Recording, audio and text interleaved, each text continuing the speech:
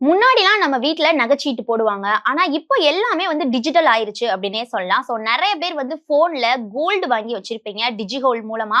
So கோல்டெல்லாம் நீங்க save பண்ணி வச்சிருப்பீங்க. ஸோ ரூ. 10லேருந்து ரூ. 100 வரையும் ஸ்மால் அமௌண்ட்ல இருந்து, அதாவது சின்ன சின்ன அமௌண்ட்ல இருந்து கூட கோல்டு வாங்கலாம் அப்டின்னு சொல்லிட்டு நெறைய ஆப்ஸ் வந்து ப்ரமோட் பண்ணாங்க. ஸோ ஆனா இப்போ ஒரு பெரிய கேள்வி இருக்கு. அதுல வந்து சேஃபா இருக்கா? ஸோ சமீபத்துல கூட செபி வந்து அதுக்கு நாங்கலாம் வந்து பொறுப்பில்ல அப்டின்ற மாரி அனௌன்ஸ்மென்ட் குடுத்தாங்க. நெறைய கம்ப்ளைண்ட்ஸ் வந்துச்சு. சோ இதுக்கு இடையில ஒரு சேஃபா இருக்குமா அப்படின்ற ஒரு கேள்விக்கு பேடிஎம் வந்து ஒரு அப்டேட் கொடுத்திருக்காங்க அப்படின்னே சொல்லலாம். சோ அது என்ன அப்டேட், அதே மாதிரி செபி கொடுத்த வார்னிங் என்ன அப்படின்றத இந்த வீடியோல பார்க்கலாம். பேடிஎம், கூகுள் பே, போன் பே இந்த மாதிரி ஆப்ஸ்ல எல்லாம் கோல்ட சேவ் பண்ணலாம், கோல்ட வாங்கலாம் அப்படின்னு சொல்லிட்டு டிஜிட்டலா கோல்ட வந்து இன்வெஸ்ட்மெண்ட் பண்ணலாம் அப்படின்னு நிறைய சோஷியல் மீடியால ட்ரெண்டிங் ஆச்சு. நிறைய இன்ஃப்ளூயன்சர் வந்து அதை வந்து ப்ரமோட் பண்ணாங்க, ட்ரெண்டும் ஆச்சு. அதாவது இந்த ஆப்ல ₹10 இருந்தே கோல்டு வாங்கலாம், அதே மாதிரி கிராம்ஸை வந்து அக்குமுலேட் பண்ணலாம், லேட்டரா சேல் பண்ணலாம், இல்லைன்னா பிசிக்கல் கோல்டா கன்வெர்ட் பண்ணலாம் அப்படின்ற மாதிரி நிறைய பேர் பேசிட்டு இருந்தாங்க. ஸோ இதனாலே இந்த மெத்தட் வந்து ஈஸியான கோல்டு இன்வெஸ்ட்மெண்ட் அப்படின்னு நினைச்சு நிறைய பேர் வாங்கவும் ஆரம்பிச்சாங்க, நிறைய பேர் இன்வெஸ்ட் பண்ணவும் ஆரம்பிச்சாங்க. டிஜி கோல்டு எப்படி ஒர்க் ஆகும் அப்படின்னா, இந்த மாதிரி ஆப்ஸ்ல நீங்க கோல்டு வாங்குறப்போ அது 24 கேரட் கோல்டா உங்களோட செக்யூர் வேலெட்ல ஸ்டோர் செய்யப்படும். அதுக்கப்புறம் உங்க அக்கௌண்ட்ல, அதாவது கிராம்ஸாவோ அந்த மாதிரி ரெக்கார்ட் ஆகும் அப்படின்ற மாதிரி சொல்றாங்க.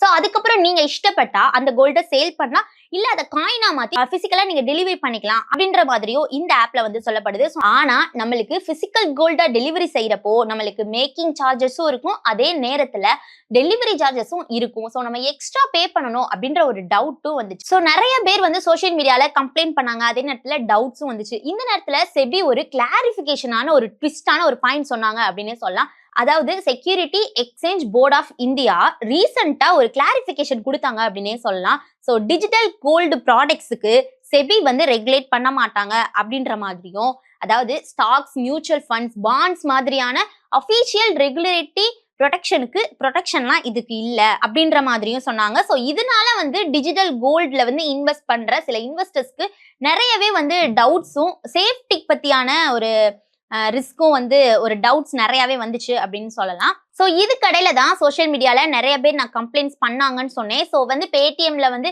டிஜிட்டல் கோல்டு வாங்கிய சில இன்வெஸ்டர்ஸ் என்ன பண்ணாங்க அப்படின்னா, சில இஷ்யூஸ் பத்தி கம்ப்ளைண்ட் பண்ணாங்க. என்ன மாதிரியான கம்ப்ளைண்ட்ஸ் அப்படின்னா, பிசிக்கல் கோல்ட வந்து டெலிவரி ஆப்ஷன்ஸ் வந்து இதுல வந்து டைம் வந்து கால்குலேட் பண்ணல, அதே மாதிரி கோல்டா கன்வெர்ட் பண்றதுக்கு எப்ப டெலிவரி அப்படின்ற மாதிரி எங்களுக்கு தெரியல, சில டிஃபிகல்ட்டிலாம் இருந்துச்சு அப்படின்ற மாதிரியும், சார்ஜஸ் பத்தி கிளாரிட்டி இல்ல அப்படின்ற மாதிரியும் சொன்னாங்க. ஏன்னா மேக்கிங் சார்ஜஸா இருக்கட்டும், டெலிவரி சார்ஜஸா இருக்கட்டும், சோ இந்த எந்த மாதிரியான நாங்க பே பண்ணணும் அப்படின்ற, எக்ஸ்ட்ரா பே பண்ணணும் அப்படின்ற மாதிரி ஒரு கிளாரிட்டி இல்ல அப்படின்லாம் சோஷியல் மீடியால ரொம்பவே பெரிய டிஸ்கஷனா இருந்துச்சு. இதனால பெரிய அந்த மாதிரி கோல்ட்ல வந்து, அதாவது டிஜிட்டல்ல கோல்ட்ல இன்வெஸ்ட் பண்ற மாதிரி ஆப்பா இருக்கட்டும், இல்ல அந்த மாதிரி கம்பெனிஸை வந்து நிறைய கம்ப்ளைண்ட்ஸ் பண்ணாங்க இன்வெஸ்டர்ஸ். ஸோ அப்போ வந்து சோஷியல் மீடியால இது ஒரு பெரிய டிஸ்கஷனாவே இருந்துச்சு அப்படின்னு சொல்லலாம்.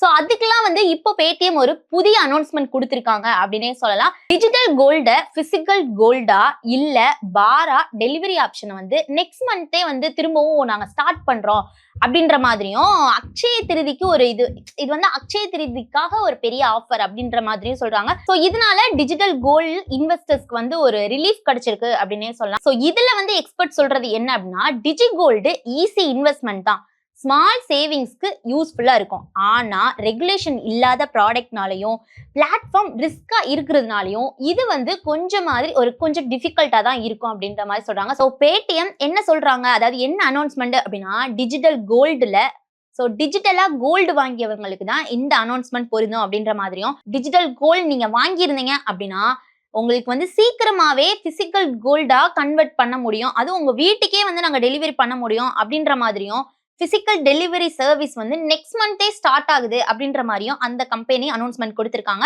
சோ இது ஏன் வந்து ரொம்பவே முக்கியம் அப்படின்னா, நான் முன்னாடியே சொன்ன மாதிரி கோல்ட கேஷா சேல் பண்றதுக்கான ஒரு ஆப்ஷன் இருக்கு. சோ அதே மாதிரி பிசிக்கல் கோல்ட டெலிவரி ஆப்ஷன் வந்து முன்னாடி இல்லாம இருந்துச்சு. சோ இப்ப இருக்கிறதுனால சோ இந்த இன்வெஸ்டர்ஸ்லாம் வந்து கொஞ்சம் ரிலீஃப் ஆயிருக்காங்க அப்படின்னே சொல்லலாம். சோ இது வந்து ஒரு பெனிஃபிட்டான ஒரு அனௌன்ஸ்மெண்ட் அப்படின்னு தான் சொல்லலாம். பிசிக்கல் கோல்ட நீங்க எப்படி வந்து எடுக்கணும் அப்படின்னா, பேடிஎம் ஆப்குள்ள போய் நீங்க கோல்டு பேலன்ஸை ஓபன் பண்ணணும். அதே இதை கன்வெர்ட் அண்ட் ரீடம் ஆப்ஷனை செலக்ட் பண்ணிட்டு அதுக்கப்புறம் நீங்க making charges plus delivery charges என்னன்றதை பார்த்துட்டு அதையும் நீங்க பே பண்ற மாதிரி இருக்கும்.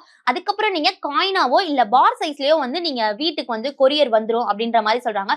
சோ பொதுவா வந்து 1 கிராமுக்கு மேல இருந்தா மட்டும்தான் டிஜிட்டல் கோல்டுல உங்களுக்கு பிசிக்கல் கோல்டு டெலிவரி பண்ண முடியும் அப்படின்னு சொல்றாங்க. சோ நீங்க சேர்த்து வச்ச அமௌண்ட் வந்து 1 கிராமுக்கு மேல இருக்கணும் அப்படின்ற அனௌன்ஸ்மெண்ட்டும் அதுல இருக்கு. அதையும் நீங்க கிளியரா செக் பண்ணிட்டு 1 கிராமுக்கு மேல இருந்தா மட்டும் தான் டெலிவரி பண்ணுவாங்க. சோ அதுக்கப்புறம் வரல அப்படின்ற மாதிரி கம்ப்ளைண்ட் பண்ணாதீங்க. சோ ஓவராலா போன்ல கோல்டு வாங்குறது ஈஸி தான். ஆனா ரெகுலேஷன் இல்லாத இன்வெஸ்ட்மெண்ட்ல ரிஸ்க் இருக்குதா, இல்ல டிஜிட்டல் கோல்டு ஃபியூச்சர்ல ரெகுலேட் செய்யப்படுமா அப்படின்ற மாதிரி கேள்விகளுக்கெல்லாம் பதில் இருந்துச்சு அப்படின்னா நீங்க தாராளமா டிஜிட்டல் கோல்ட இன்வெஸ்ட்மெண்ட் பண்ணலாம் அப்படின்னு எக்ஸ்பர்ட் சொல்றாங்க.